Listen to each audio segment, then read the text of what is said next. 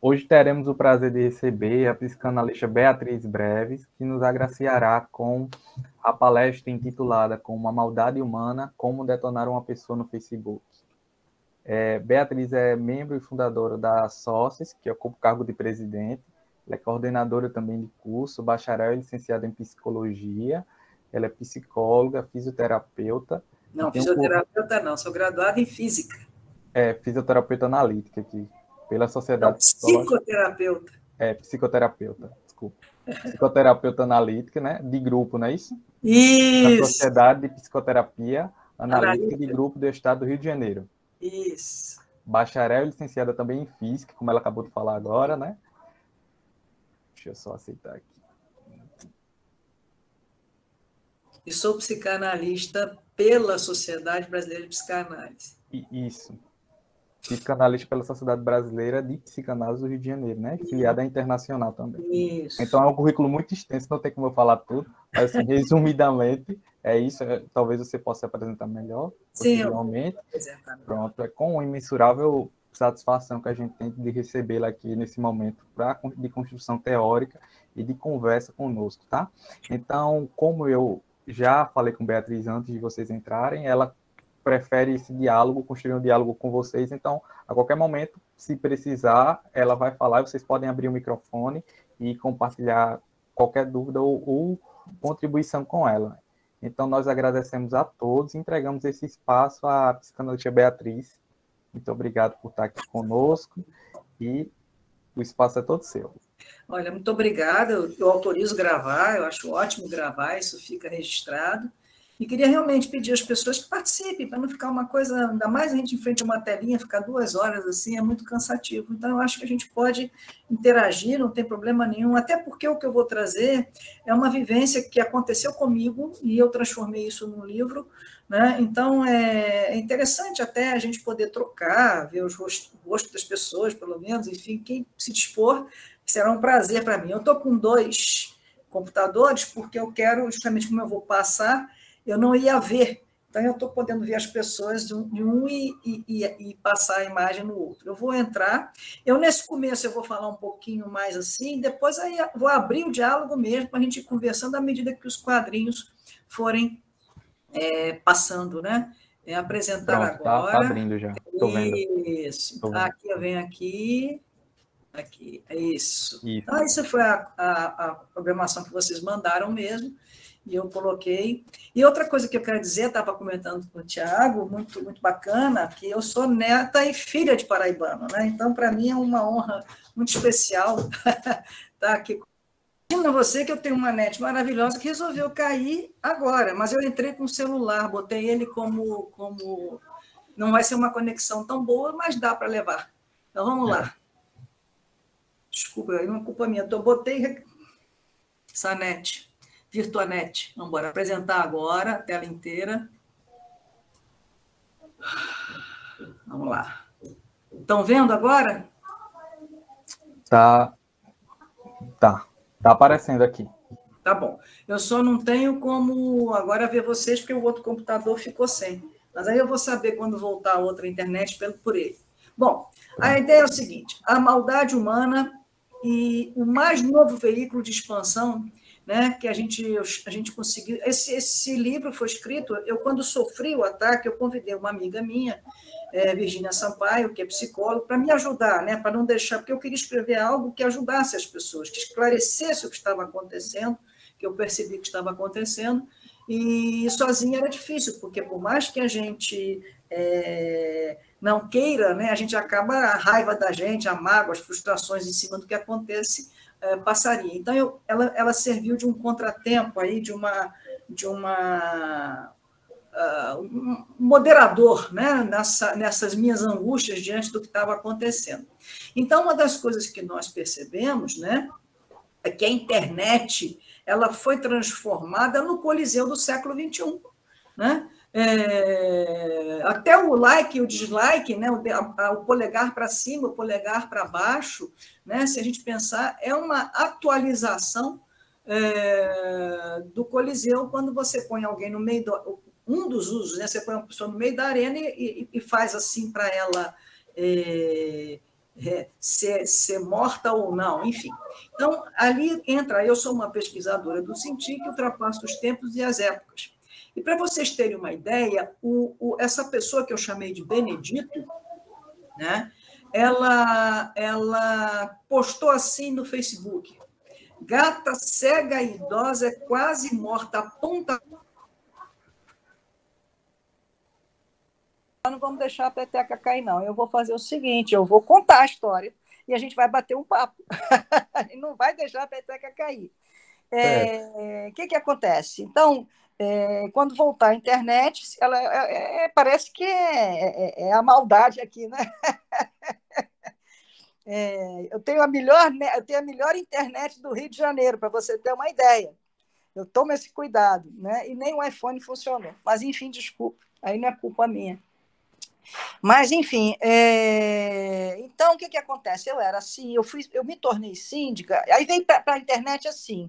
Eu nem sei até onde vocês ouviram, eu vou começar. Eu digo que é como se fosse o Coliseu do século XXI, né? Eles colocam a ideia da internet, ela passa a ser, até o like e o dislike fica colocado, né, como o Facebook pudesse se tornar, a rede social, o Facebook pudesse se tornar um coliseu do século XXI. Então, o que aconteceu? Veja só,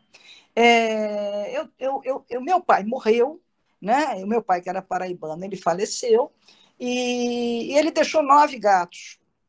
E eu já tinha 6, juntei a família, fiquei com 15 gatos e vim morar num condomínio que ele morava. Eu fiquei com um apartamento, comprei a parte cabia, eu tenho irmãos, eu tinha 2 irmãs que moravam aqui e eu vim morar junto, cada uma no seu apartamento aqui em Copacabana, que é um condomínio muito grande. É um condomínio, para vocês terem uma ideia, de 288 apartamentos. Tem cidades no Brasil que tem menos habitantes do que tem o condomínio aqui.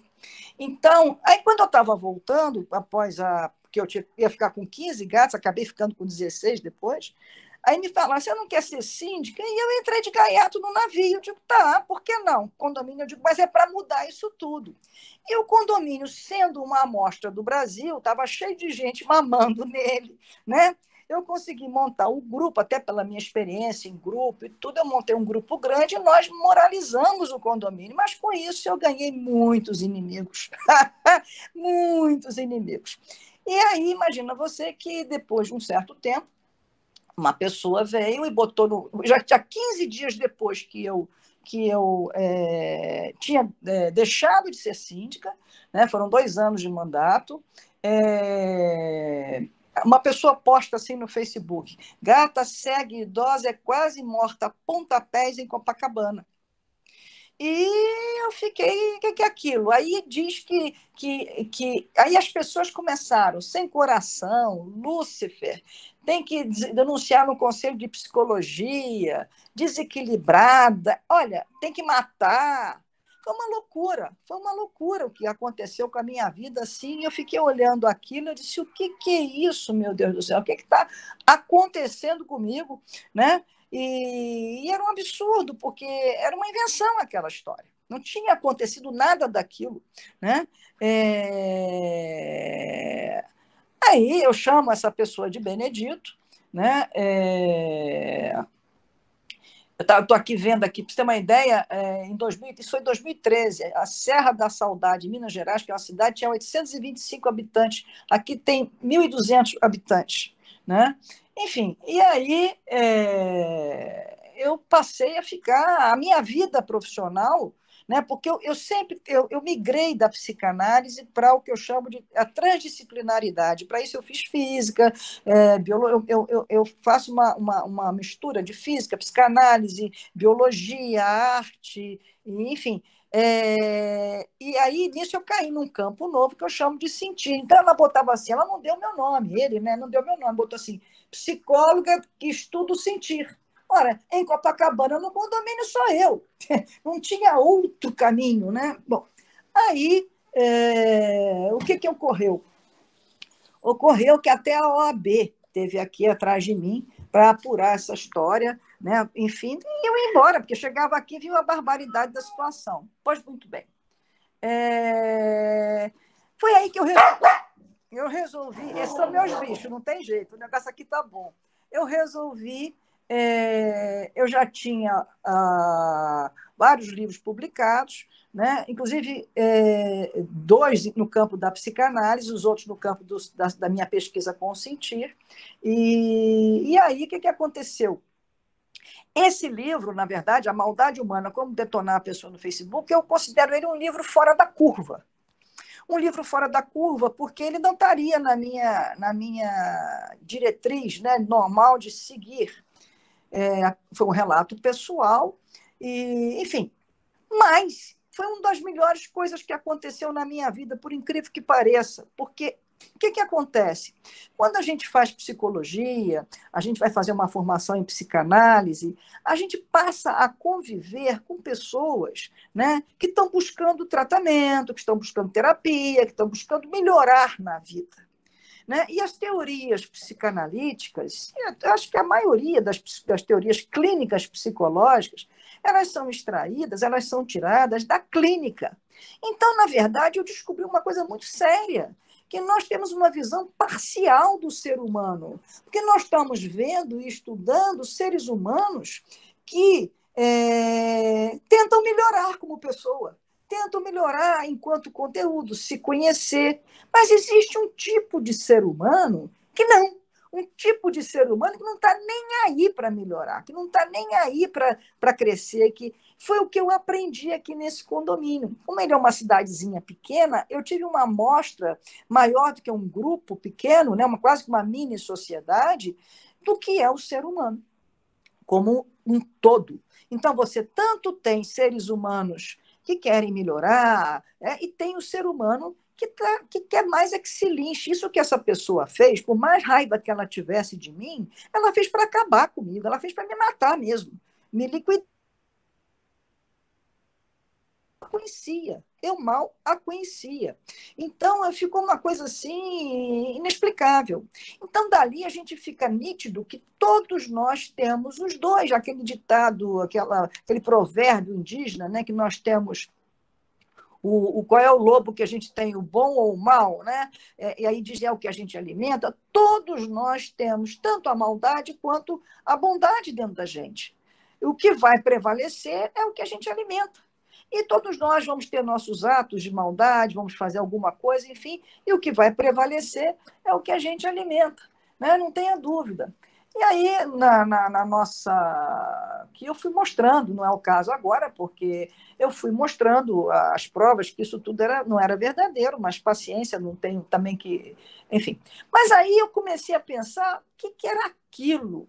Aí uma amiga minha virou e disse assim: Ô Bia, tem aqui uma revista, saiu numa revista, Jornal de Domingo, do Globo, Jornal o Globo aqui do Rio, né?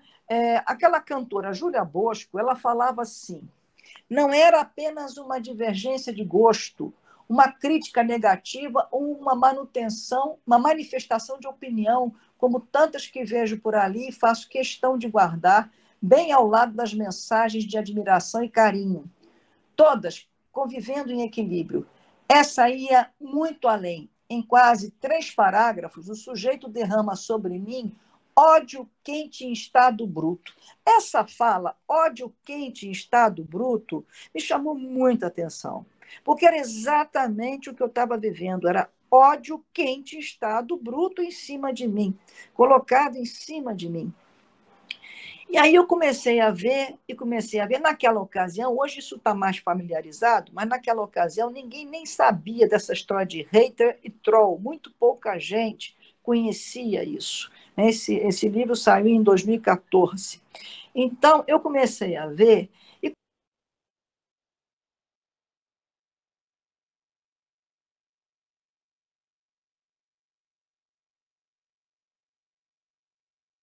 Gente, eu vou entrar em contato novamente com ela. Um minutinho, tá? Peço que ninguém saia da sala dessa vez.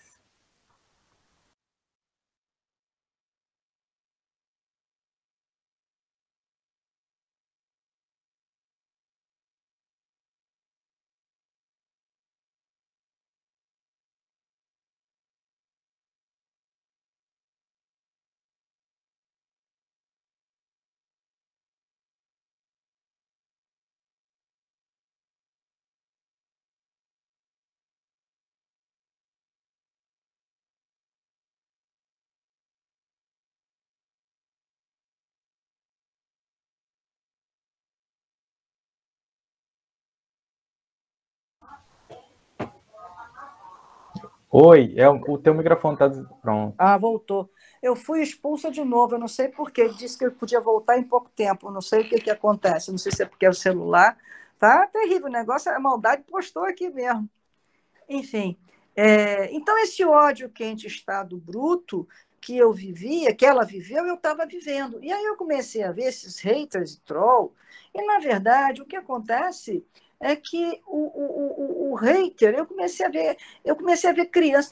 Teve um caso de uma menina Hannah, na Inglaterra, de 13 anos, ela sofria de acne no rosto, enfim, e ela entrou para a rede social adequada, a idade dela lá no caso, e simplesmente o que aconteceu foi que ela pedindo ajuda, que ela estava infeliz, e o pessoal começou: se mate, você é feia, você é horrorosa, e começou a atacar de tal ordem que ela simplesmente se matou.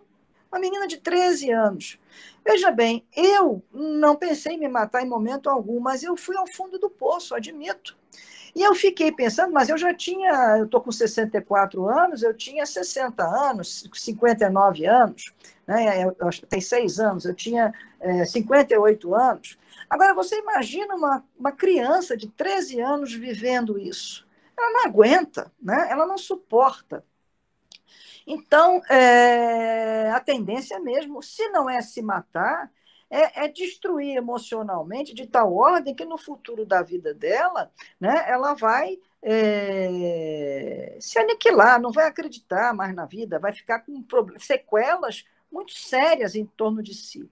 Então, eu comecei a ver que estava proliferando essa história dos haters, que são pessoas cruéis, são pessoas más. Eu não aceito essa história de que isso é doença, isso é maldade mesmo, entendeu? Pessoas que vão para a internet só para destruir o outro. É o prazer dessas pessoas. Ah, são infelizes, têm seus problemas? Sim, explica. A gente pode pegar a história dessa pessoa e explicar muito bem, mas nada justifica a ação, né? O fato de você fazer algo, eu posso ter milhões de razões que expliquem, se levantar a vida e história daquela pessoa, mas não justifica. Então, o que acontece? Eu comecei a perceber esse tipo. Não é possível usar dados celulares. Alô? Porque ele está. Já sei qual é o problema. Ele fica procurando a internet. Espera aí, deixa eu tirar aqui. Eu vou ficar só nos dados celulares. Recusar, que é isso? Espera aí, que eu vou resolver o caso aqui. Pronto, agora não vai mais acontecer. Cadê você? Pronto. Cadê? Cadê? Pronto. Agora é que ele ficava procurando o Wi-Fi e não está encontrando.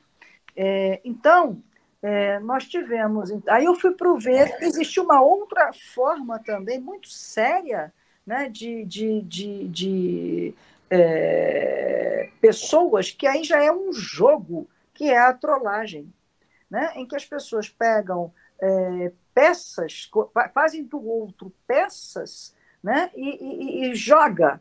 Então, às vezes, os trolls eles se juntam em grupos e dizem: vamos desestabilizar Beatriz, né, por exemplo, ou vamos estabilizar o Tiago, vamos estabilizar. Eles escolhem uma vítima, às vezes faz isso individualmente, às vezes faz isso em grupo, né, para justamente desestabilizar. E tem toda uma técnica envolvida nisso, né, que varia desde pessoas que vão mais simples até em alto escalão. A gente está vendo isso aí muito na política, né? Esses fake news nada mais são, não entro aqui no mérito da questão política, eu estou falando apenas da técnica em si, nada mais é do que uma trollagem que se faz para desestabilizar a história, que está se querendo desestabilizar.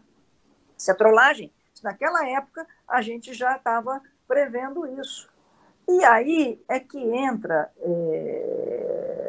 Mas, se alguém quiser perguntar alguma coisa, eu não sei nem como é que está para vocês, eu estou improvisando aqui a palestra, porque do que aconteceu. Enfim, estava tudo tão bonitinho. Beatriz, eu acho que ficou faltando só você dar uma introdução, porque eu não sei se todo mundo sabe aqui que isso se trata de um livro teu. Ah, Entendeu? Eu sei, mas assim, eu acho que outras pessoas não sabem. então eu falei, mas quando eu falei, devia estar fora do... Foi, foi, Obrigada, Tiago, obrigada. nada.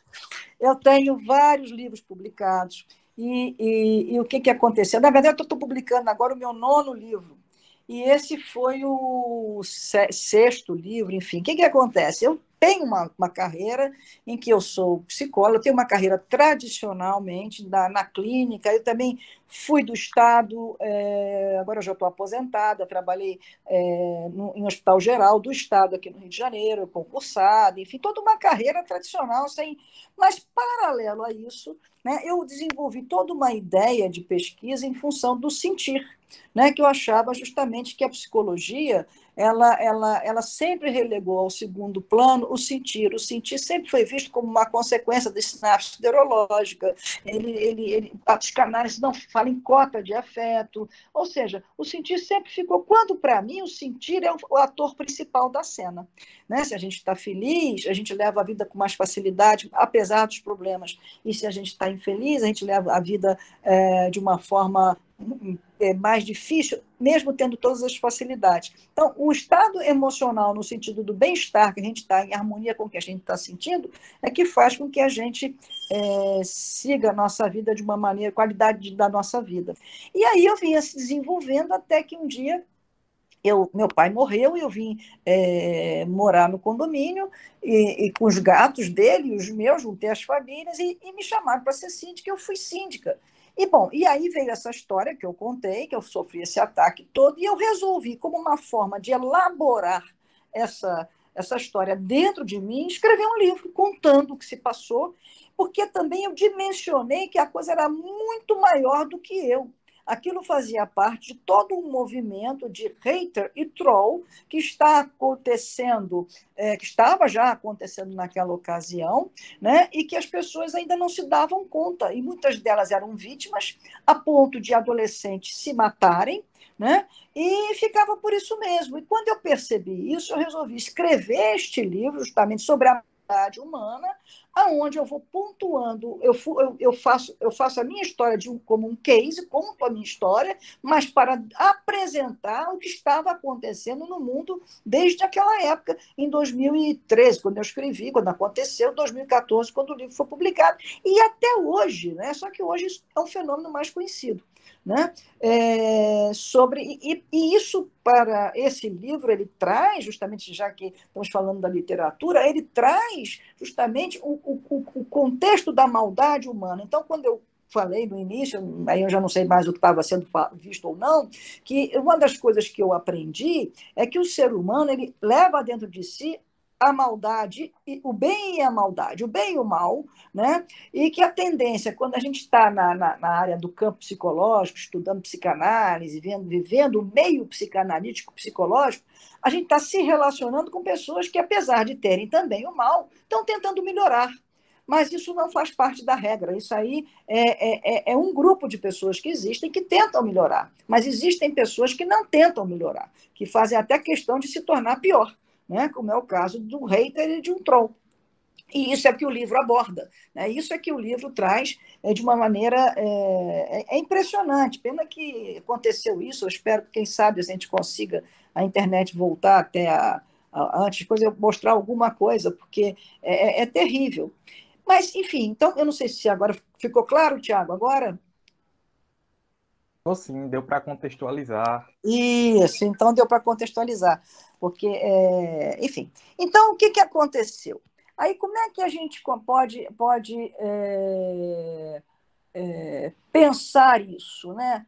A, a internet, isso também está no livro, né? Eu vou mostrando isso. Nós temos uma realidade psíquica. Então, eu estou olhando para vocês agora através do celular, né? Diferente. Se nós estivéssemos presencialmente, eu tenho a realidade objetiva ali, né? Eu vou ver a pessoa, eu vou representar na minha cabeça, né? E à medida que a gente vai convivendo com aquela pessoa, ou vendo a realidade daquela pessoa, a gente vai atualizando aquela representação na nossa psique, certo? Então, é assim que a gente faz a vida, as nossas relações, é assim que a gente vai vivenciando a nossa o nosso mundo interno, né? E vai estruturando, inclusive, a nossa identidade, o nosso eu. É assim que funciona, né? Quando você lê um livro, vocês que são da literatura, vocês vão imaginando aquilo tudo, enfim, volta, mas está ali escrito, é palpável, né? Já uma tela, por exemplo, eu estou olhando aqui meu computador, tem vários nomes aqui. Quem é que me garante?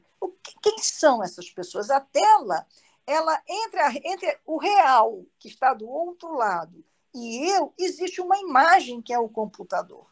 Então, é como se entrasse em contato o meu mundo psíquico, ele que já é virtual por natureza, né, porque é uma realidade virtual, interna, psíquica, né, ele não entra em contato com o real, o externo, ele entra em contato com uma possível realidade que a internet apresenta, que também é virtual. Né? Quem é que me garante que essas pessoas, de fato, que eu estou vendo aqui, estão aqui? Né? Podem ser meras figuras, podem ser outras pessoas, podem ser outras fisionomias. Então, esse é o problema da internet, porque quando é usada de má fé. Porque quando é usada de boa fé, a imagem que a gente passa será correspondente à imagem que eu estou recebendo. Mas quando ela é usada de má fé, eu posso botar um retrato, como está cheio aí, põe um retrato de pessoas lindíssimas, não sei o que, e você vai ver, não é nada daquilo. Você põe um retrato, como fizeram, botou lá a fotografia da gata, que cega, gata cega, idosa, apaulada, e essa gata não existia. Quer dizer, existia uma gata que não era cega e nem levou paulada. Né? Então, é uma realidade criada, fantasiosa, e que é vendida. E é impressionante como as pessoas compram essa realidade. E é isso que o livro aborda. É como as pessoas compram isso e fazem disso uma história para, eu sei lá, é aí que a gente começa a pensar o que acontece. Então, você começa a ver aquilo, uma pessoa chega aqui, né? Eu estou, por exemplo, angustiada, eu tenho 13 anos, estou angustiada, olha aqui, vejo esses rostos aqui, digo, gente, me ajuda, eu estou precisando, eu já estou debilitada. Aí o que vocês fazem? Vocês começam, Beatriz, você é feia, você é horrorosa, você é um lixo, sai fora.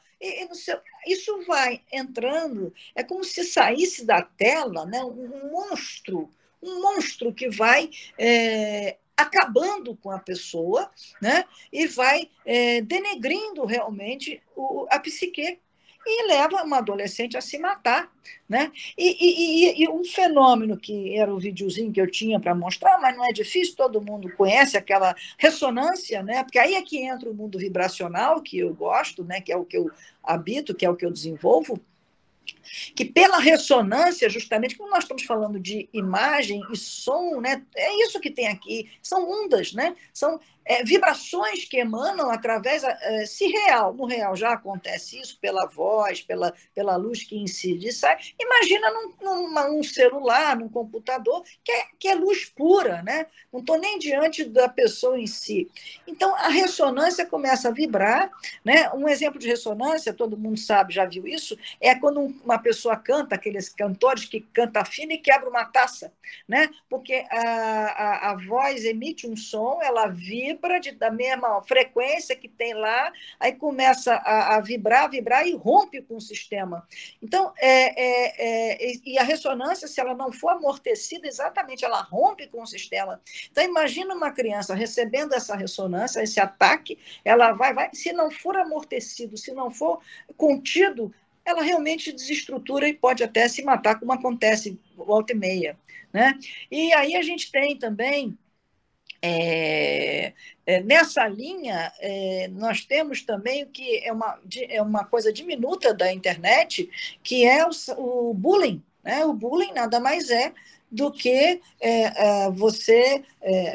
as crianças numa escola, o adolescente numa escola, denegrir o outro. Né? Só que o cyberbullying é pior do que o bullying, que também nós falamos do troll, do hater, e o cyberbullying é o terceiro ponto. Né? É pior porque a pessoa não tem... O bullying, eu sei quem está fazendo aquilo, eu vejo o meu agressor, eu tenho noção de que é aquela pessoa que está me atacando. O cyberbullying não, o cyberbullying eu não tenho a menor ideia se aquilo é verdadeiro, quem é, como é, eu não tenho acesso, né, tem alguém falando verdades que precisam ser ditas. O que ela quis dizer? Qual é a pergunta dela? Tem dois comentários aqui, Bruce. Fale. A Márcia Oliveira falou: professora, o que se percebe é que, por mais que existam alertas sobre esses ataques, estão cada vez mais frequentes e mais violentos. E a Carmen falou: verdades que precisam ser ditas. Que palestra excelente. A verdade tem que ser acima da fantasia virtual. Obrigada. É isso mesmo, os ataques estão cada vez pior. Daí eu digo a você o seguinte, que daí a importância cada vez mais de conscientizar, e eu, pessoalmente, eu acho que nós estamos vivendo um momento, depois no final eu vou convidar vocês ao meu novo livro que eu estou lançando, e por isso a minha luta pelo sentir, porque eu acho que o que nós estamos vivendo e essa questão que nós estamos abordando aqui hoje fala disso com muita propriedade, é a desumanização, né? Nós vivemos numa cultura, num paradigma em que dizem que nós somos máquinas perfeitas, em que dizem que o homem é um ser biológico perfeito, como uma máquina perfeita. Nós não somos máquinas. Máquina não sente. Máquina, justamente, a gente é um ser humano complexo, né, que vivencia e sente. Então, por que banir o sentir? Que tanto medo é esse dos sentimentos, do sentir, do sensível, que nós somos, nós vibramos o sensível, né? E isso é posto de lado. Então, eu acho que nós temos que buscar, resgatar o que talvez nunca tenha sido muito usado, a não ser entre os poetas. A literatura não é assim, né? A literatura ela mergulha no sentir, na sensibilidade, mas ela é a minoria do ponto de vista, ela é uma luta, né, dentro desse mundo tecnológico que nós estamos vivendo, não contra a tecnologia é excelente, a questão é o uso que estamos fazendo dela. Nós não podemos substituir a humanidade, a humanização, tecnologia. Nós não somos máquinas, nós somos gente, seres humanos, e a vida é isso. Né? Então, a gente não pode, nós temos que lutar para resgatar isso. E quando você entrega, desde cedo, um celular na mão de uma criança, o espelho que ela tem dela já é uma máquina. Isso não pode ser assim. A gente tem que acordar para essa realidade, porque eu acho que o futuro até da humanidade está se pondo em xeque nesse caminho que nós estamos trilhando aí com essa mudança de paradigma que estamos agora vivendo, né? Então, isso tudo a gente tem que pensar nisso, porque tem um aspecto que eu ia comentar, que vai encaixar aí com coisa, que precisa de três grupos para a gente vigorar com isso. Precisa o agressor, precisa a vítima, mas precisa também da plateia. Então, nós temos que pensar o quanto também nós estamos servindo de plateia para esse tipo de coisa. As pessoas vão lá e aplaudem aquele que vão para a internet ou que vão para o cyberbullying, né? Enfim, atacar alguém. É que nem no Coliseu, tem lá quem vai assistir. Então, nós que temos essa consciência, nós temos que dizer, chega disso, não aceitamos isso. Né? A gente tem que lutar por isso. Eu acho que é isso que eu estou fazendo. Né? E acho que vocês também, quando traz esse tema à tona, né? É dessa maneira que a gente pode conseguir mudar essa mentalidade, essa coisa toda. Professora, eu tenho um apontamento para fazer que eu achei realmente muito interessante que a senhora acabou de falar. Que eu acho que nos últimos domingos o Fantástico passou uma reportagem exatamente sobre haters e eles entrevistaram, acho que umas 3 pessoas que praticavam isso na internet. Opa, né? Tiago, você saiu. Você deu uma saída e voltou agora. Fale, querido. Tá ouvindo? Agora estou. Pronto, vou repetir. Teve uma reportagem assim nos últimos domingos no Fantástico que foi a partir de haters e de mensagens de ódio que eram disseminadas na internet, né? Uhum. Onde uma dessas pessoas que estava lá dando entrevista falou por que ela fazia aquilo, né? E exatamente por conta da plateia que a senhora acabou de falar. Porque ela falou que quando ela joga o ódio dela, ela recebe muito mais visibilidade do que ela faria se ela despejasse uma mensagem amorosa, de afeto, ou alguma coisa nesse sentido. Então, para ela, no caso, o ódio daria muito mais visibilidade para ela dentro da rede do que outra coisa, outro sentimento.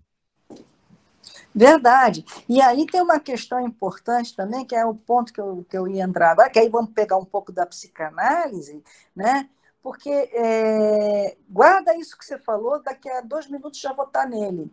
Porque o Freud ele traz que a civilização, né? O homem precisa se proteger contra a natureza, a força da natureza. Né? A gente é frágil diante da força da natureza. E ela surge também para ajustar os relacionamentos mútuos. Né?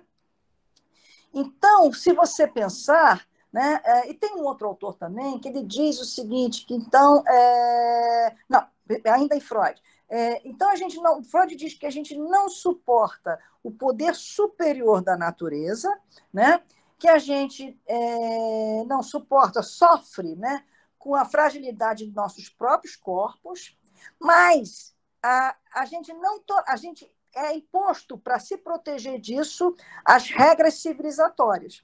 Então, Freud diz que as 2 primeiras, o poder superior da natureza e a fragilidade do nosso corpo, a gente tolera. Mas a regra, né, civilizatória, a gente não tolera. A gente está sempre lutando contra ela. Isso a gente não aceita. Né? Então, a gente está sempre tentando burlar aquela regra na sociedade. Então, é como se um cara... Aí eu ia botar um outro autor aqui, mas que não cabe, porque sem a imagem fica mais complicado. Depois, se for o caso, eu volto para responder a vocês que você falou. Quer dizer, é como se essa pessoa... a gente na vida, por exemplo, se eu vou, Tiago, eu me contenho porque a civilização me proíbe. Se eu fizer algum ato cruel, eu vou ser presa, eu vou ser punida, ou seja, enfim. Mas a internet permite que a pessoa se sinta livre, se sinta capaz de burlar a civilização, a sociedade, então ela não aparece. Então é como se ali ela pode matar, ela pode roubar, ela pode ser cruel, ela pode tudo, ela se sente livre, né? E é uma maneira de burlar, pegando o olhar da psicanálise, a questão civilizatória. Né? Que é isso que esse cara falou, eu ganho muito mais visibilidade, que se dane, se do outro lado tem alguém morrendo, se matando, que se exploda, eu não quero nem saber, isso para mim não importa. Né? Porque ele também não vê, ele também não tem noção, ele também está no virtual. Ele também não tem a materialização na frente dele. Eu não sei quantos desses haters, se visse o corpo de uma pessoa, se visse a pessoa chorando do jeito destruída pelo que ele fez, se ele não pararia para pensar. Porque ele faz aquele ataque todo, desliga o computador e vai dormir. E o outro que se exploda do outro lado, e a quantidade de plateia que vai em cima, e ele vai, burlei a civilização, pensando em nível inconsciente, né? Em nível freudiano, vamos dizer assim, já que eu trouxe isso por conta, está no livro também, mas eu trouxe essa questão mais enfocada por conta da proposta do encontro, né? Literatura com a psicanálise. Então, eu acho que essa aqui é a grande questão que também norteia esse tipo de pessoa, né? que faz esse tipo de questão. Ela também está no virtual, ela também não se sente, ela alivia as angústias dela e que se dane, não sabe nem a quem está fazendo mal. Né? No caso aqui comigo, é um pouco diferente. Essa pessoa de verdade que fez isso, que eu chamo lá o de Benedito, não era de verdade um troll de internet. Porque havia aí uma proposta no condomínio, e não era uma pessoa só envolvida, tinha mais gente, era um grupinho envolvido, né? Porque, como eu fui síndico, eles estavam com raiva de mim. Então, o que aconteceu? Eles, na verdade, usaram da técnica do troll para poder tentar me fazer mal. Agora, como é que sai disso? Né? Como é que é não contracenar? Eu não contracenei, eu simplesmente fiquei. O pessoal queria entrar na rede, porque aí a plateia, né? Aí chama a plateia, isso que você chama, cresce, né? Os meus amigos queriam entrar, o pessoal digo, não, ninguém entra, deixa, a gente tem que aguentar isso. Né? Aí eu fiz um contato com uma ONG animal, ela disse, olha, se eu entrar para te defender, porque ela me conhecia e tudo, você vai ser pior, porque eu tenho uma visibilidade que isso vai ganhar. Chegou nos Estados Unidos, pra você ter uma ideia. Com ela, então, ia chegar, acho que no Japão, entendeu? Aí ela disse, vamos ver de outro cara. Enfim, acabou a coisa morrendo, a pessoa se recuou, porque, enfim, e eu entrei na justiça, naturalmente, eu denunciei na delegacia, a pessoa, o Benedito foi condenado a R$ 1.000 para uma causa animal, enfim. E eu poderia ter entrado na civil, mas eu não quis investir nessa história. Para mim, investir nessa história, investir na maldade, é investir na própria maldade interna. Se eu fosse partir para... Eu não estaria mais, não era nele que eu estaria atacando, era a mim mesma. E aí eu disse, eu quero que essa história acabe. O que eu tinha que fazer dela, eu fiz, e foi um belo livro, que eu sou grata à vida e a mim de ter transformado o limão numa limonada, que eu acho que pode ajudar muita gente, que com certeza ajudou muita gente. Então, isso é o que foi coisa. E eu digo a você, passados 6 anos, 7 anos, as pessoas envolvidas nessa história se acabaram. Outro dia, eu estava vendo, eram, na verdade, 3 pessoas. Uma perdeu o emprego, está ferrado na vida, a outra pessoa se acabou também, está quase que morando na rua, entendeu? E o terceiro também já foi que...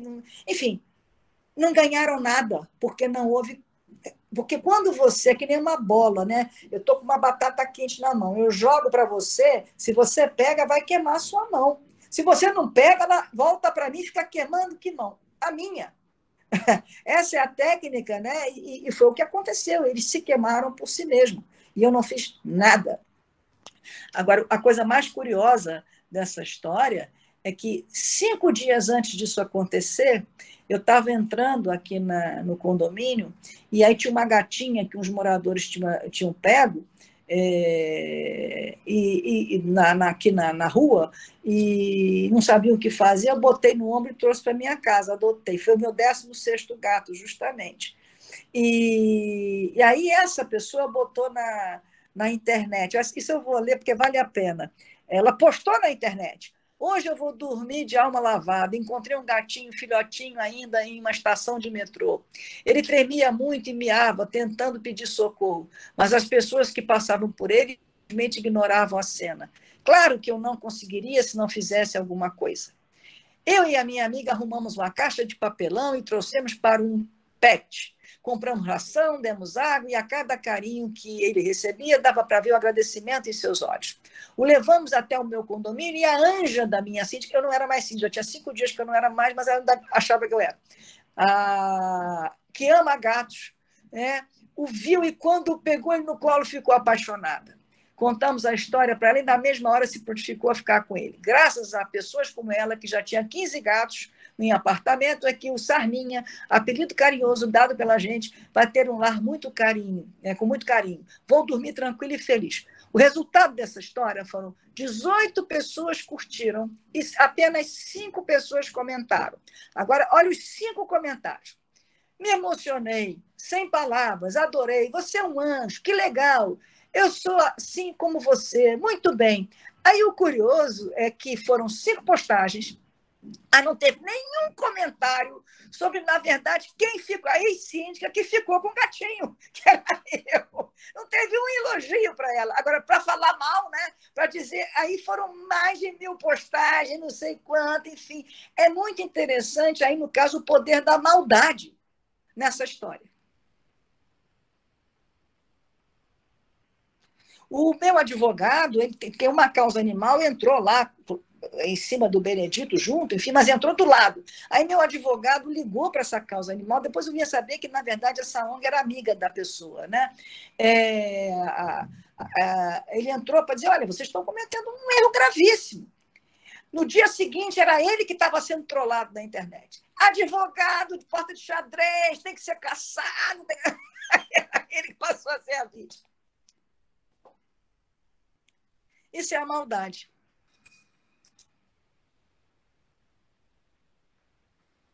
Tem algum comentário aí? Tá? Pois é. Eu achei, então, que era fundamental a gente poder debater mesmo sobre isso, porque a gente vê isso nos outros, né? E acho que vocês que são da área de letras, né, podem, a proposta, escrever mais sobre isso, falar mais sobre isso, através da escrita que fica registrado, né, e tem um alcance muito maior, né, para pessoas que vão ler. Eu acho que isso deve ser levado desde pequeno para as escolas. Eu vejo, eu não sei aí na Paraíba, mas aqui no Rio, sinceramente, eu acho que a questão do bullying, aonde começa isso tudo, né? Começa no menor, né? Começa dentro de casa, né? Aí vai para a escola e depois vai para a internet, vai. Eu acho que ainda há muito pouco que esteja se fazendo em relação para conter isso e, de alguma maneira, tentar. Não sei se vocês estão ouvindo meu gato, está miando um gato aqui. Tentar, de alguma maneira, amortecer, porque não vai acabar com a maldade, ela faz parte da vida, ela faz parte da gente, e é importante até que ela exista, porque equilibra, né? Mas que a gente saiba lidar com ela, né? Que a gente saiba lidar para... como eu digo, né? Se não fosse a violência transmutada, não haveria cirurgião. Né? O cirurgião capaz de abrir uma barriga e operar, ele está usando da agressividade dele, né? Daquilo ser usado para uma coisa destrutiva, para uma coisa altamente construtiva, que é salvar vidas numa cirurgia, né? Eu não consigo abrir uma barriga e ver sangue, aquilo para mim é... Mas um cirurgião, ele consegue ter a frieza, né, necessária, né, construtiva, para uma atividade como tal. Eu acho que é um belo exemplo de como é que você pode usar...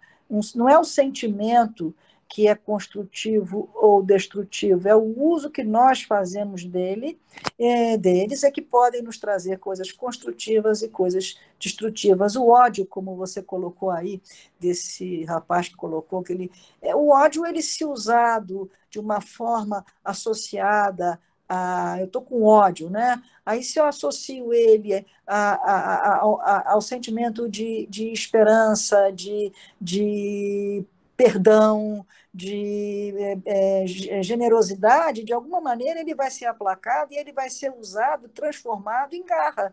Porque o que é, né, quando eu estava vivendo isso, no meu primeiro momento, foi uma perplexidade, depois um sofrimento caindo no poço. Depois eu disse, o que é isso? Imagina se uma pessoa dessa vai destruir minha vida. Eu fiquei com uma raiva que serviu para mim de suporte para vencer, para me colocar à frente de uma forma construtiva.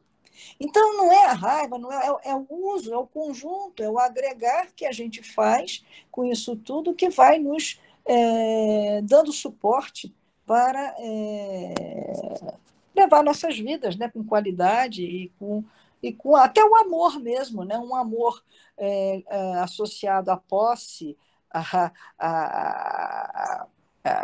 ele se torna uma coisa, pode se tornar uma coisa muito ruim, né?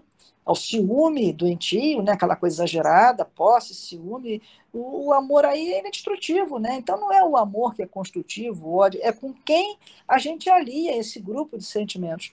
E, infelizmente, e o uso de fora, externo, que a gente leva a essa ação.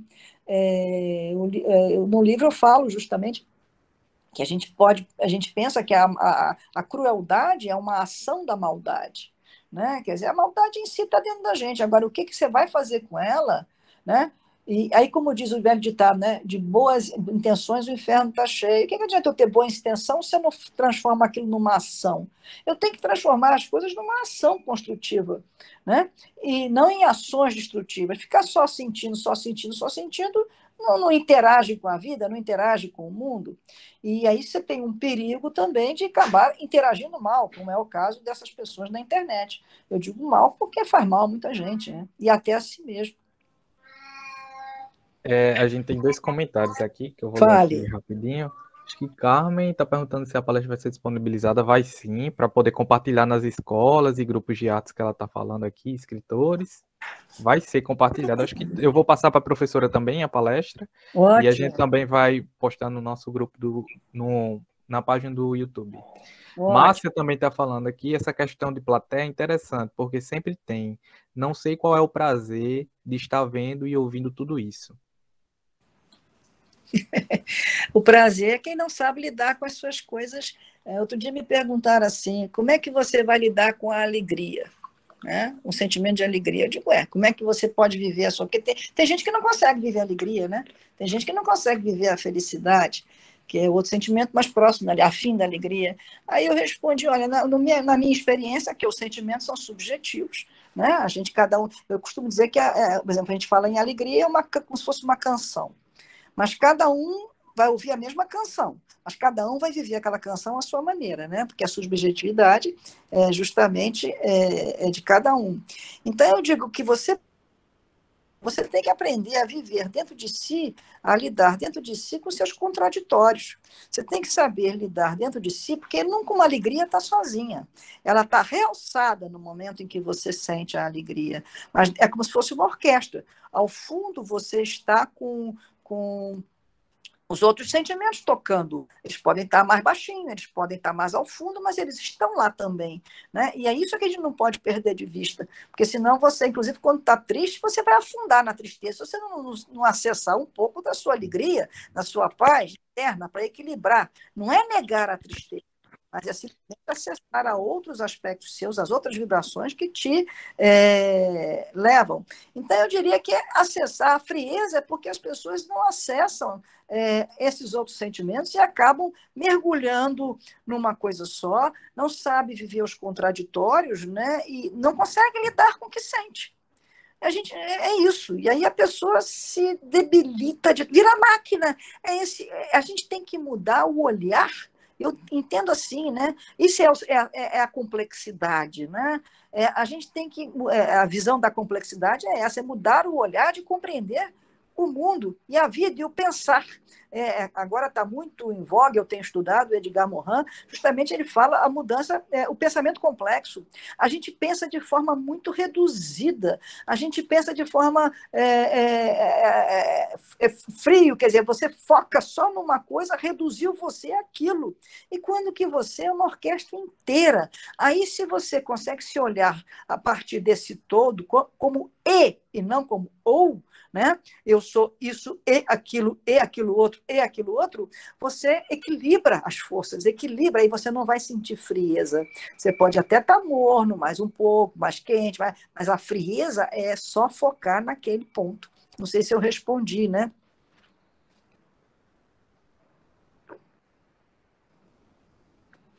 Professor, deixa eu ver aqui, tem outro comentário de Márcia também. É uma frieza por parte dessas pessoas assistirem essa crueldade. Lembrei dos ataques da Dai, eu acho que contra a menina Titi, em que muita gente ficou assistindo. A senhora lembra desse caso? Eu não estou muito... Sim, da princesa lá, né? Pelo que não é isso? Isso, acho que é isso, da ataques da Dai contra a Titi.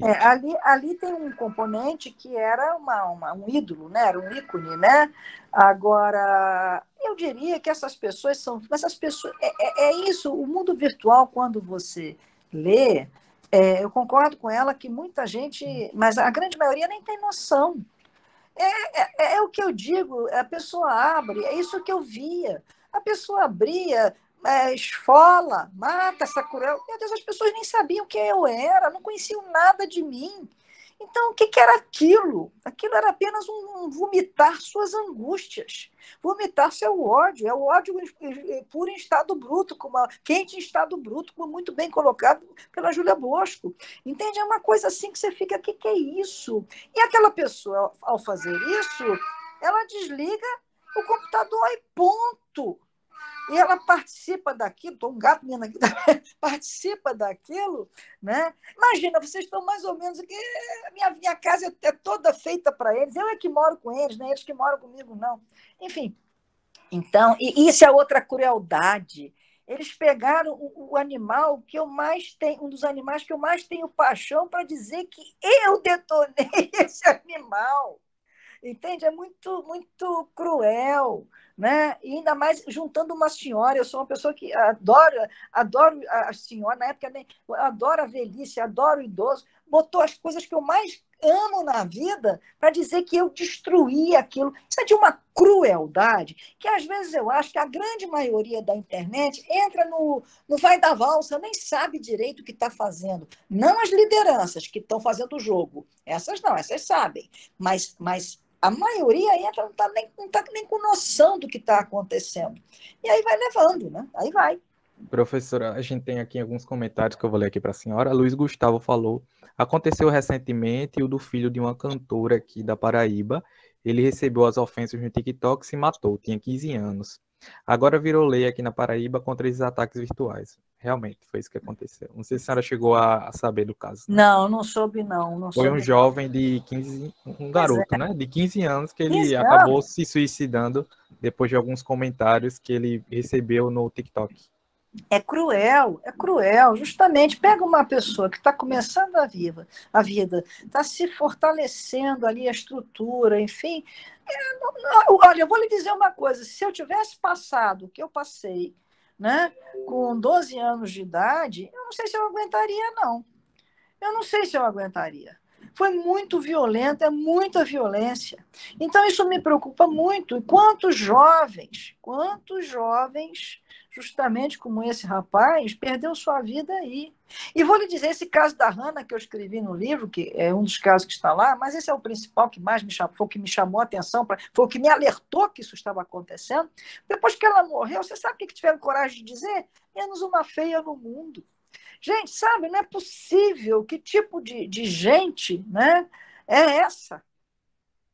Né? Ou a pessoa não tem a menor noção do que está falando, você falou do que aí teve o demônio construído, né? É um termo personificado. Porque como psicóloga, eu não consigo, tudo que eu já estudei na minha vida, conceber um ser humano assim. Ele se colocou num lugar. A única maneira que eu consigo conceber uma pessoa assim é ela realmente estar se vendo. Aí, voltando agora, estou aqui fazendo uma reflexão, até estou aprendendo, aprendendo com vocês um pouco. A frieza pode ser fruto, né, dessa autovisão de máquina. Eu não tenho sentimento. Eu sou uma máquina. Né? A gente, desde cedo, o ser humano é uma máquina perfeita, é uma máquina perfeita, o mundo é uma máquina perfeita. A máquina não sente, então.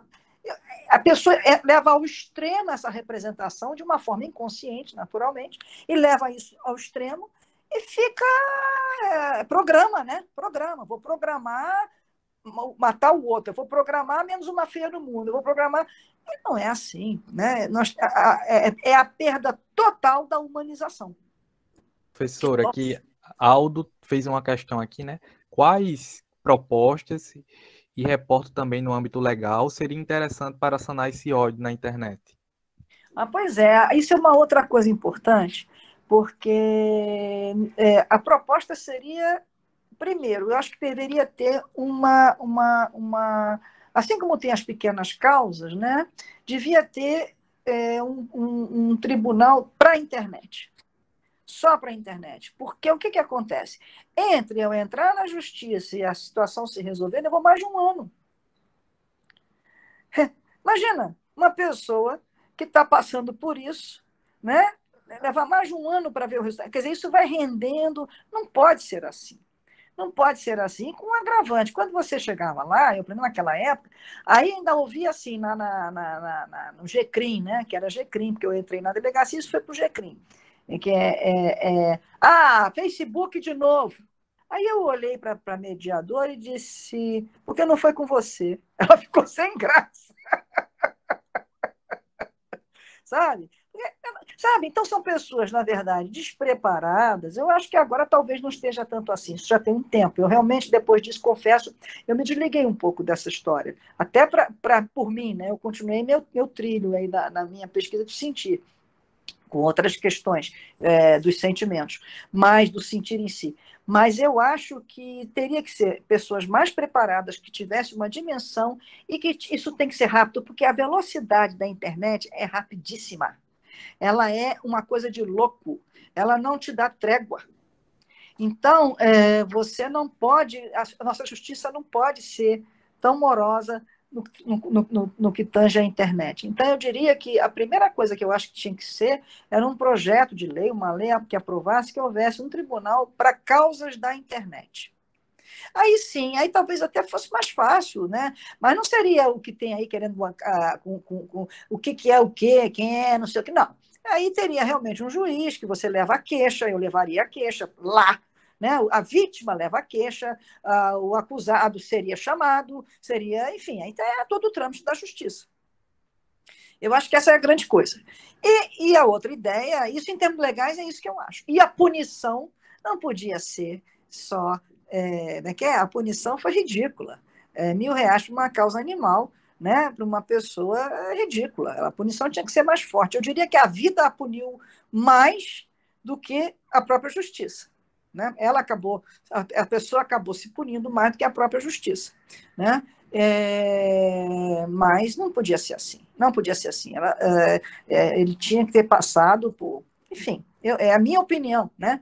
Mas eu não quis. Eu poderia ter levado, como disse, na civil, exigido indenizações, mas isso eu não queria. Isso aí não é. Eu não quis contracenar em momento algum. Eu só quis que a pessoa pagasse pelo que fez. Ali, pagou na justiça, foi o que a justiça determinou. Agora, uma pessoa dessa podia ter matado. E aí? E fica por isso mesmo, porque esse assassino não vai ser condenado. Não vai ser. Exatamente. Professor, eu acabei de colocar aí para quem está aqui sobre a reportagem que eu falei lá da entrevista com os haters aqui no chat, para quem quiser olhar. Eu estou sem acesso, porque eu estou pelo celular, né? Mas eu lhe mando depois. Tá bom. Márcia comentou assim, ó. Concordo com a senhora, tem que ter um tribunal para a internet. E o caso desse menino que se matou foi muito rápido para que ele cometesse suicídio. Realmente, eu acho que a internet, como a senhora mesmo falou, é muito instantânea para comportar a morosidade da justiça, né? Que ela é muito lenta. Muito então, lento. aí... Você veja, em 15 dias, né, foram mais de 1.000 postagens, isso há 6 anos atrás. Hoje talvez fosse 10.000, com tudo que tem. Porque naquela época não tinha WhatsApp, né? Era Facebook somente. Então, se fosse hoje, eu estaria no Instagram, estaria em tudo que é lugar. Professor, eu tenho outra questão para fazer, porque uma questão que eu ouço muito, né? A senhora considera que hoje o ódio ele esteja maior do que em outras épocas, ou a gente está vivendo uma maior exposição a ele devido às redes sociais? Então, a partir dessa questão, a rede social, ela estaria aí potencializando ou ela seria utilizada também como um instrumento para fazer isso à medida que ela abre essa porta para todo mundo, para todas as vozes, porque ela é um lugar assim, vamos colocar entre parênteses, mas um ambiente que a gente fala democrático, onde todo mundo pode falar, todo mundo pode dizer o que quiser. E essa falta de limite também, ela pode se tornar perigoso, como a gente está vendo, né? É perigoso, na verdade. Eu diria a você, eu comecei a palestra, se você se lembra, porque caiu tudo, foi aquela confusão, eu comecei mostrando o Coliseu, né, o Coliseu do século XXI. Quer dizer, lá atrás, lá no Coliseu, esse mesmo ódio estava lá. O que levava pessoas a ir assistir, né, pessoas serem jogadas. Se bem que no Coliseu me parece que não era jogado aos leões, mas tinha lugares que eram jogados, né, que enfim, aos leões. O que leva um ser humano a ter prazer em assistir isso? Aqui mesmo, as touradas, o que leva o ser humano em assistir, ter prazer de ver o cara lá enfiando aquela lança no touro, ver sangue para tudo que é lado, né? Isso é do ser humano, né? A internet apenas, aí pela ressonância, porque a ressonância ela amplifica a vibração. Aí pela ressonância, então você consegue acessar, né, vibrar juntos, o grupo vibra com mais gente. Se ali naquele estádio tinha 10.000 pessoas, na internet eu tenho 1 milhão. Então é óbvio que esse 1 milhão vai ressoar de uma forma muito mais alta aquela vibração. Mas não é que o ódio esteja maior ou menor, ele apenas encontra naquele veículo, por ressonância, né? Aquela história do copo que eu falei, que entra em ressonância, entra em vibração comum, uma condição de se expandir muito mais. Né? Porque isso é uma característica que eu percebo que O ser humano, uma das coisas que na minha pesquisa do sentir que eu vi, é que o ser humano, o sentir. Lá, quando eu fiz a minha faculdade de física, a minha professora, uma das minhas professoras, disse: você tem que encontrar uma constante. Se não encontrar uma constante, você não vai conseguir fazer a ciência nenhuma. Aí eu digo: mas onde é que eu vou encontrar uma constante no ser humano? Pois muito bem, eu entendi, quer dizer, eu não encontrei uma constante numérica, mas encontrei uma constante, o sentir. Se eu disser para você que aquele ser humano lá da pré-história estava amando, você vai entender. Se eu disser que o ser humano do século II AC estava odiando, você vai entender. Se eu disser que na Idade Média, né, as pessoas faziam generosidades ou tinham raiva, você vai entender. Você pode até, aí você vai guardada naturalmente a subjetividade, né? Aquela história da canção, né? Cada um vai ouvir e, quer dizer, guardada como cada um vai demonstrar esse amor, como cada um vai demonstrar essa paixão da forma de acordo com a sua cultura. Mas a vibração do sentimento você vai entender porque você sente igualzinho. Isso não alterou. Nós somos seres humanos. Da mesma forma que nós temos 5 dedos desde lá da pré-história, o nosso sentir também vibra da mesma maneira. Só que cada um vai sentir a sua maneira, né? Mas o sentir a gente entende. Então, ele é a constante universal. Então, o ódio que se apresenta hoje é o mesmo ódio que se apresentou lá na pré-história. Apenas ele hoje encontra um veículo, né, de propagação que antes ele não tinha. Era muito mais restrito. Uma coisa é eu brigar na rua, como a gente tinha, vocês são muito jovens, mas eu tenho 64 anos, eu sou do tempo que, imagina vocês, não tinha secretária eletrônica. Quando você ligava para a casa de uma secretária eletrônica, você deixava um recado, hoje nem existe mais. Para deixar um recado, você ligava naquele telefone que era de roda, né? Você ligava, deixava a quem atendesse, notava, depois era assim. Então, quando tinha uma briga na porta do colégio, que os meninos às vezes brigavam, não sei o quê, eram 6, 7.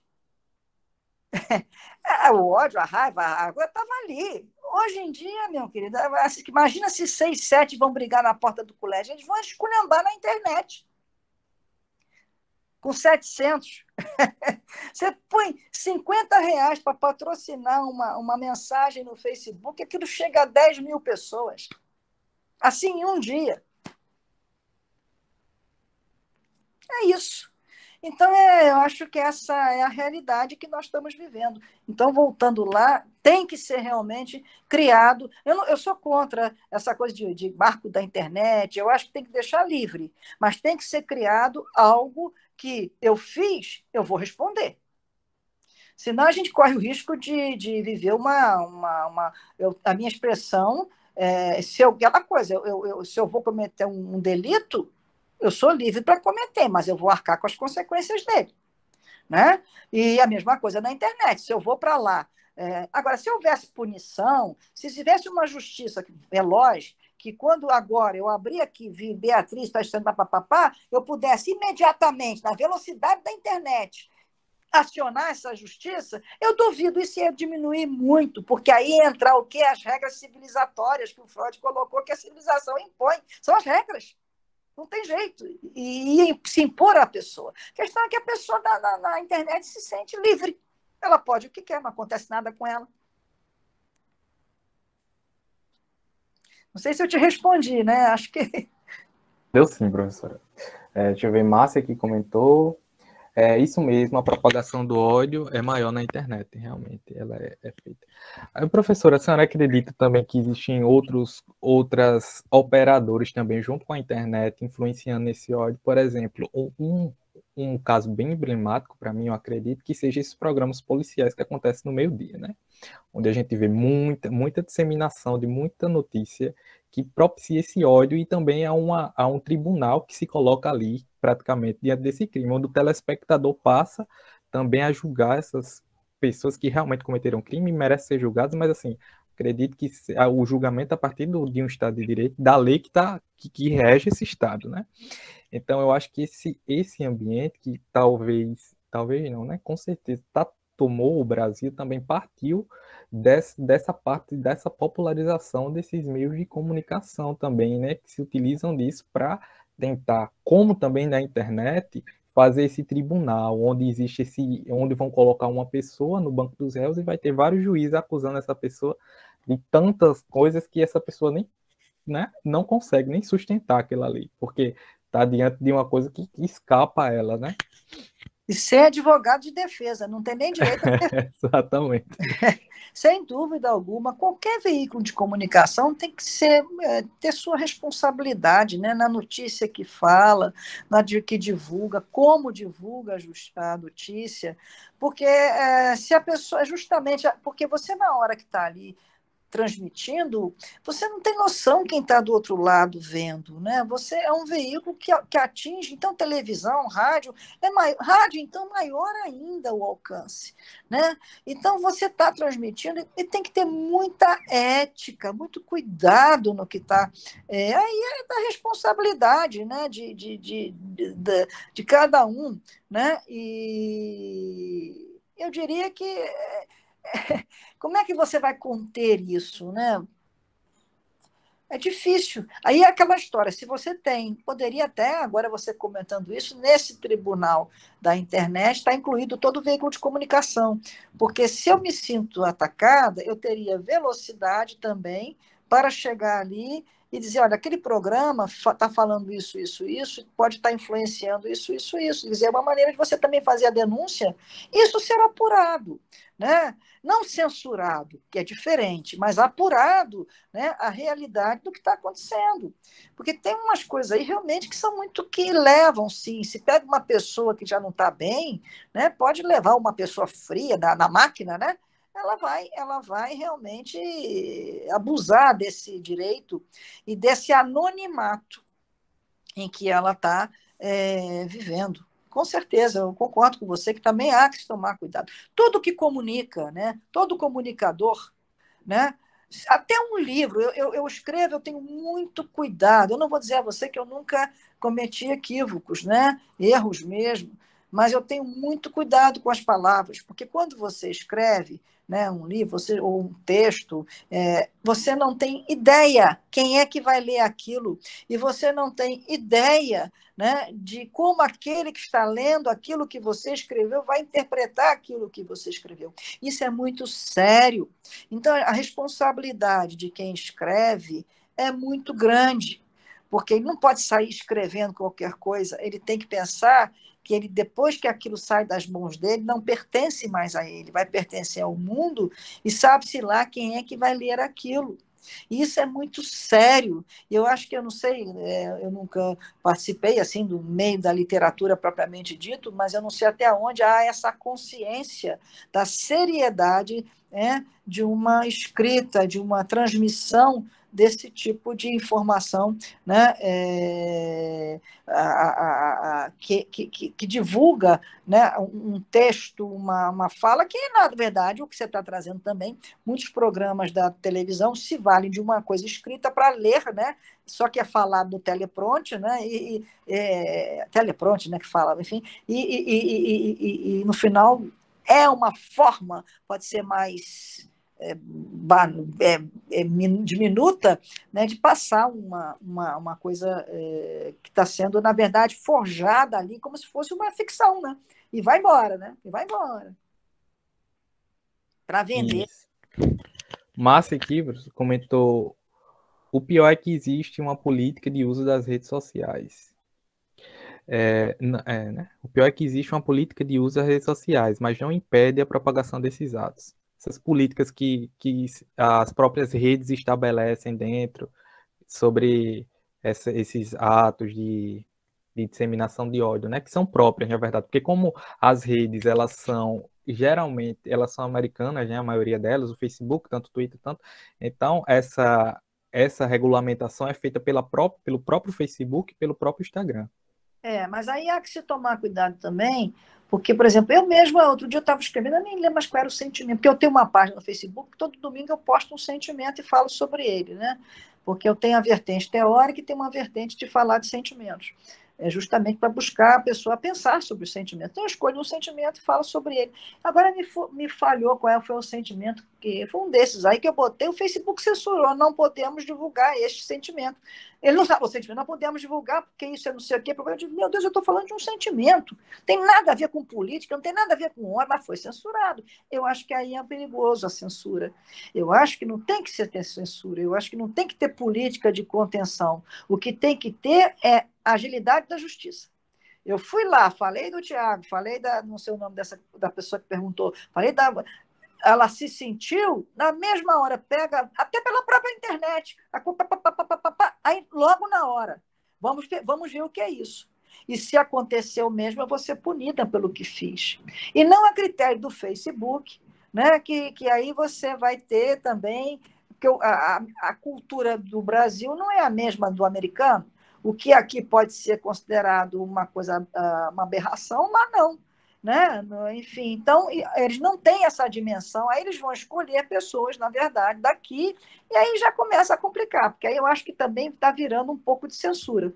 E eu sou contra totalmente a censura, eu sou a favor da liberdade de expressão total. Agora, com a justiça funcionando. Isso aqui é fundamental. Não, a pessoa na internet dizer que eu quase matei uma gata no colo de uma senhora, que a mulher teve que ser medicada, e isso só ser colocado um ano depois. Isso não existe. Né? Isso não existe. Não sei se a pessoa concorda comigo, mas eu entendo assim. Porque senão fica na mão do critério daquilo que a pessoa, né, acredita. E aí é muito perigoso. Porque eu pego uma pessoa preconceituosa, eu vou censurar o que eu quero. Né? E isso ninguém tem esse direito. Ninguém tem o direito de censurar nada de ninguém. Agora, cada um vai responder. É sair da cultura, sabe? A gente vive numa cultura, outro dia eu também estava falando sobre isso, a gente vive numa cultura de vitimização, culpa e vitimização. Ou você é culpado ou você é a vítima. Né? E nós temos que sair dessa frequência, nós temos que passar a frequência de responsabilidade. Eu tenho que responder e ser responsável pelo que eu faço. Né? E aí sim, quem vai dizer se é culpa ou não é a justiça. E nós, na relação que estabelecemos, eu vou ser responsável pelo que eu faço com você e você vai ser responsável pelo que você aceita que eu faço com você. E, e vice-versa. Porque no momento em que eu digo assim, me alivio, não, eu fui vítima, eu estou aliviada, eu não assumi minha responsabilidade na história, eu fui vítima. Né? Vai chegar uma hora em que eu vou ser culpada, né? Eu vou ser colocada como culpada, porque a frequência é essa. Aí vocês me perguntam, qual foi a sua responsabilidade, qual foi a sua colaboração, a sua responsabilidade no que aconteceu em relação à gata? Foi eu ter me metido num condomínio que estava todo destruído e ter comprado muita briga com muita gente e ter acabado. Essa foi a minha responsabilidade. E às vezes fui grosseira assim, porque eu também perdi a paciência, às vezes fui, não de matar ou chutar, não disso, mas eu digo no dia a dia, né? Não aguentar aquilo, enfim. Então eu cometi meus erros, mas não nesse nível, erros humanos, de uma situação em que você entra, né? E que era um grupo grande, que isso aqui estava sendo, para você ter uma ideia, eu tinha um andar inteiro de garagem, aqui são 4 andares de garagem, um inteiro não pertencia mais ao condomínio, estava tomado. A gente teve que expulsar essas pessoas. Entendeu? Isso tudo estava virando sei lá o quê. Entendeu? Hoje não. Depois da minha gestão, modéstia à parte, isso se regularizou. Eu nunca mais quero saber, nunca mais me meto em condomínio. Mas e não foi só eu, era um grupo enorme, nós éramos mais de 20 trabalhando. Mas eu estava à frente, eu é que aparecia. A minha responsabilidade foi ter me metido nessa história. Realmente foi. E sei que feri muita gente, não teve jeito. Foi aí que a coisa caiu aqui. Foi aí que a coisa pegou. Então, eu tenho minha responsabilidade. Culpa, não. Agora, jamais ataquei uma pessoa, jamais pisoteei um gato, jamais pisoteei uma senhora. Isso nunca existiu. A professora Márcia falou aqui que concorda que sim, exatamente com o que a senhora falou. Disse que concorda. E deixa eu ver aqui. Sim, eu também tenho uma coisa para. E exatamente, professor, né? A psicanálise ela fura essa bolha da vítima e do algoz, né? porque ela vai colocar a gente nesse próprio lugar dual, onde eu sou vítima também, eu também sou algoz em alguma medida. E isso é o que a psicanálise traz, que quebra muito esse lugar de dualidade, muito que existe hoje, né? Mas aí eu prefiro até, é verdade, mas eu prefiro, mas ela trabalha com determinismo psíquico, né? Então a culpa pelo complexo de Édipo, não sei o que lá. E eu prefiro tirar essas palavras, porque quando eu estou no dual, culpa ou vítima, eu estou nos dois lados, mas eu ainda estou nos dois lados da culpa e da vítima. Emocionalmente, isso, a representação de. Veja bem, você falou, ou eu sou dual, culpa e vítima. Falar que você é responsável dá um outro tom dentro da gente, né? Dá uma outra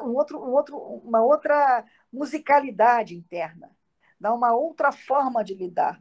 Então, eu prefiro abrir mão das palavras culpa e vítima e trabalhar, porque é outro sentimento, né? Culpado é um sentimento, a vitimização é outro sentimento, e o de responsabilidade é um terceiro sentimento. Então, eu prefiro trabalhar com o sentimento de responsabilidade, que aí sim ele vai me fazer ver o sentimento de culpa e o sentimento de vitimização de uma outra maneira. Quer dizer, eu tenho que colocar um terceiro aí na história para pegar esses dois sentimentos e dizer, olha, não é bem assim que a banda toca, né? Falando uma linguagem mais popular. Né? Se você, enfim, tem lugares até, acho que até na Inglaterra, eles quando pegam uma vítima, eles levam em conta a colaboração que ela deu para ser vítima. Se não me falha a memória, é na Inglaterra que tem isso. Eu também não tenho certeza, posso estar falando aqui algo, mas na Europa tem alguns lugares que funcionam assim. Na justiça, né, que eu falo. Aí na justiça mesmo.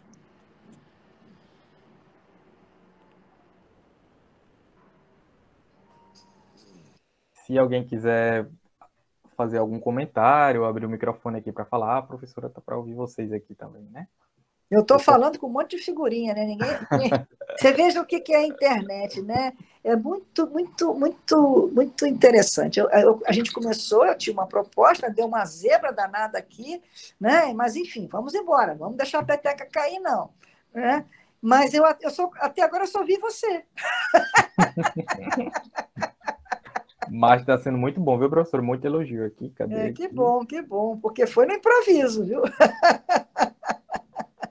Mas quando está dentro da gente, né, não fica difícil, né? A gente fala, a partir de mim, é uma experiência, né? Acho que até talvez tenha ficado melhor a história de fazer do limão a limonada, ficou melhor do que talvez se tivesse indo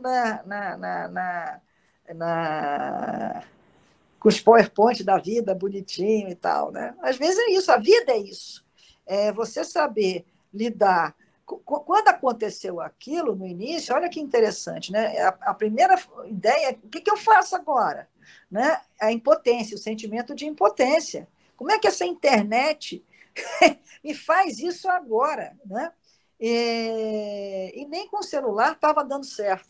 E a gente vive o sentimento de impotência. E aí você fazer o quê? Paralisar com essa impotência, ou você pode simplesmente recorrer a outros recursos seus, né, de sentimentos mesmo. Não, eu vou sentimento de honra, né, de potência, recorrer à potência interna, o sentimento de potência, e lutar e fazer acontecer. Foi o que aconteceu entre nós, né? Eu acho que isso é isso que eu falo. Acabei também falando de sentimentos, né?